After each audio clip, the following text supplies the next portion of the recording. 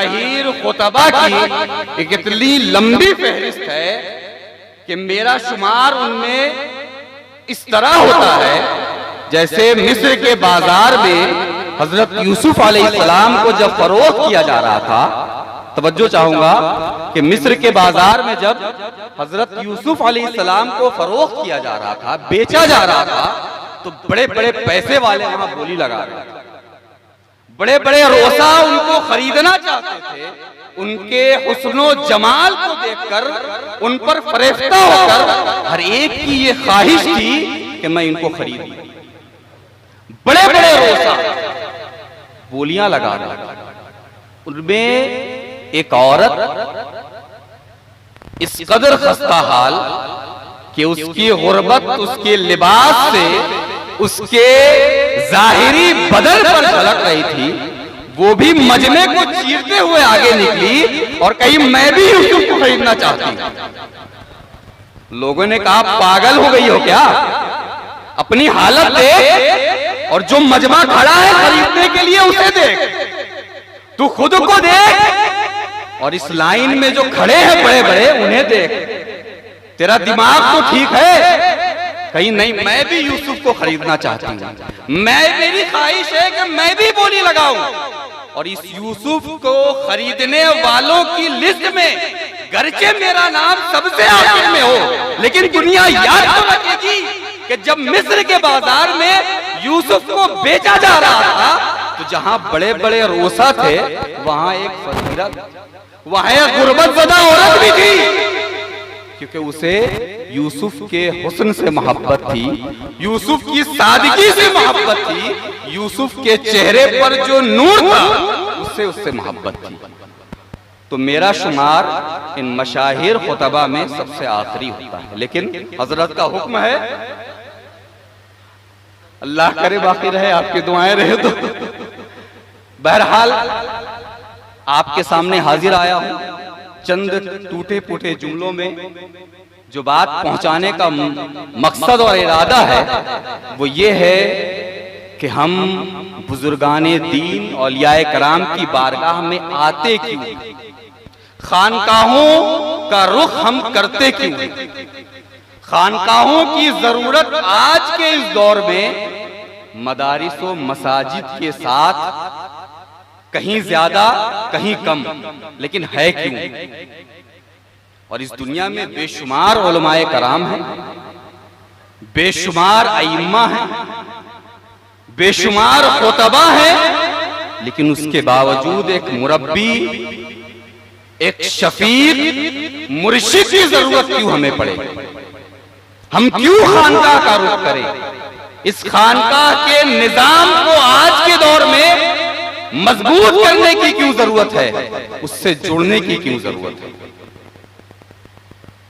आपके पास मस्जिदें हैं जहां आप इबादत के लिए दाखिल होने से कबल दिल में एक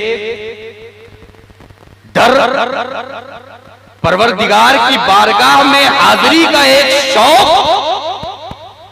और जिस्म में एक लर्जा पैदा होता है कि उस रब्बे कदीर की बारगाह में हाजिर होने जा रहे हैं जो कादिर मुतलक है। पता नहीं नमाज से पहले वुजू और नमाज के फराइज और सुनन मुस्तहज़र हैं कि नहीं, उनकी पाबंदी के साथ नमाज अदा की गई कि नहीं। पता नहीं कल कयामत के दिन परवरदिगार महशर में तमाम के सामने उस नमाज को मेरे मुंह पर न मार दे कि दुनिया में तू तो नमाजी इसलिए कहलाता था या नमाजें इसलिए पढ़ता था कि कौम तुझे नमाजी कहे, या तू दिखावे के लिए नमाज पढ़ा करता था। तेरे दिल में नमाज की वजह से वो खौफ, वो डर, वो रिक्कत, वो बंदों पर शफकत तेरे दिल में पैदा नहीं हुई तो नमाज, वो सजदे तेरे कल्ब तक नहीं पहुंच सकी, उस सजदे की नूरानी तेरे दिल को रोशन नहीं कर सकी। मदरसे होने के बावजूद लोग मदरसों में जाने से इसलिए घबराते हैं या डरते हैं कि वहां का एक निसाब है, वहां का एक निजाम है, वहां का एक तरीका तालीम है जिसे आपको फॉलो करने की जरूरत है, जिसे आपको पाबंदी करने की जरूरत है। लेकिन अगर पूरी दुनिया में कोई ऐसी जगह है पूरी दुनिया में, अगर कोई ऐसी जगह मौजूद है जहां पर हरकत नाकिस जब चाहे वो हाजिरी दे, जब चाहे वो जाए, जब चाहे जितने दिन चाहे वो रहे, तो वो यकीनन सिर्फ और सिर्फ खानकाह है। आप उसे खानकाह कहते हैं, कहीं वो तकिया कहलाती है, कहीं वो जाविया कहलाता है, कहीं कुछ भी नहीं कहलाता है, लेकिन फिर भी बंदागाने खुदा की खिदमत की जाती है और हमेशा की जाती है, और इस कदर की जाती है खिदमत कि मिसालों से अगर यूं समझे कि अगर किसी सहाबी से हजरत अल्लामा मुफ्ती अजहार अहमद अमजदी साहब ये पूछे कि क्या आप मुहद्दिस हैं, किसी सहाबी से अगर पूछें कि क्या आप मुहद्दिस हैं, क्या आप आलिम दीन हैं, तो वो मुस्कुरा के कहेंगे कि मुझे इसके बारे में पता नहीं। लेकिन अगर उनसे पूछा जाए कि क्या आप सहाबी हैं, तो वो कहेंगे हाँ यकीनन, ये शर्त तो मुझे हासिल है कि मैं सहाबी हूं, बिला तफरीक बिला तमसील इस हिंदुस्तान में उसी कुटिया, उसी खानका, उसी तकिया में जिस शख्स ने आवाम की खिदमत की, आवाम की जरूरतों को पूरा किया, आवाम की दादरसी की, आवाम की परेशानी को दूर किया, वो कभी गरीब नवाज के नाम से मशहूर हुआ तो वो कभी बंदा नवाज के नाम से मशहूर हुआ। आप उनसे पूछिए आप आलिम हैं, आप मुहद्दिस हैं, आप फकीह हैं, वो सब कुछ थे, लेकिन पूरी दुनिया में गरीब नवाज के नाम से मशहूर हुए, पूरी दुनिया में वो बंदा नवाज के नाम से मशहूर हुए। अल्लाह फरमाता है कुरान में, अल्लज़ी अतअमहुम मिन जुइन, क्यों ये खानकाह करती क्या है, ये खानकाह में होता क्या है, ये खानकाह क्यों जरूरी है। आज आप उर्से मुफ्ती आजम उड़ीसा में आए और साहिब सज्जादा शेर अहले सुन्नत हर एक से पूछ रहे, आने वाले मुरीदों से, आपने खाना खाया? पूछते कि नहीं हजरत? हर एक से जो मुलाकात करने जा रहा है, और हजरत अगर बिजी हैं तो सैयद आरफ साहब हर एक से पूछ रहे हैं आपने खाना खाया? आपके शहजादगान हर एक से पूछ रहे हैं आपने खाना खाया? क्यों? कुरान फरमाता है अल्लज़ी अतअमहुम मिन जूअ, जो भूखों को खाना खिलाए। क्या करे? भूखों को खाना खिलाए। आपसे ये नहीं पूछा जाता कि आप मुरीद हैं कि नहीं इस खानकाह से, आप जुड़े हुए हैं कि नहीं इस खानकाह से, आप कितने सालों के बाद आ रहे हैं, कहां थे, आप कहां के रहने वाले हैं, आप आलिम हैं या गैर आलिम हैं, आपने इस खानकाह के लिए किया क्या, आप अपने इलाके में इस खानकाह के लिए क्या कर रहे हैं। लेकिन जो किया जा रहा है वो क्या, हर एक से, हर एक आने वाले से ये जरूर पूछा जा रहा है कि आपने खाना खाया। और आज इसी चीज की जरूरत है कि मुसलमान अपनी जरूरतों को पूरा करे, लेकिन अपने खराजात पर तवज्जो न दे, बल्कि कोशिश ये करे कि कौम में जो भूखे हैं, जो कमजोर हैं, जो इस हालत में है कि उनके पास इतने पैसे भी नहीं कि एक वक्त की रोजी कमा सके, वो उन तक हम खाना पहुंचाएं। क्योंकि कुरान फरमाता है जो लोग उन तक रिस्क को पहुंचाए, खाना को पहुंचाए, वो अल्लाह के बारगाह में महबूब है। और क्या करती है खानकाह इस दौर में, बिलखुसूस जब मुसलमानों को हर जानिब डराया जा रहा है, खौफ पैदा किया जा रहा है मुसलमानों का, है ना। आप कहीं चल रहे हो, अलग किसी सड़क से निकल रहे हो, किसी इलाके में जा रहे हो जहां पर मुसलमानों की तादाद कम है, गुजरने के साथ साथ आप देखेंगे हर एक शख्स आपको देख रहा है और आप पर निगाह, और गोया अगर मौका मिले तो वो उठाकर आपको गायब कर दे, है ना। ये क्या है? एक खौफ, एक डर का माहौल पैदा किया जा रहा है। इस खानकाह में इस डर को, इस खौफ को खत्म किया जाता है। किस तरह? तरबियत के साथ। एक वाकया सुनाता हूं और बात खत्म। मखदूम जहां शेख नारे तकबीर,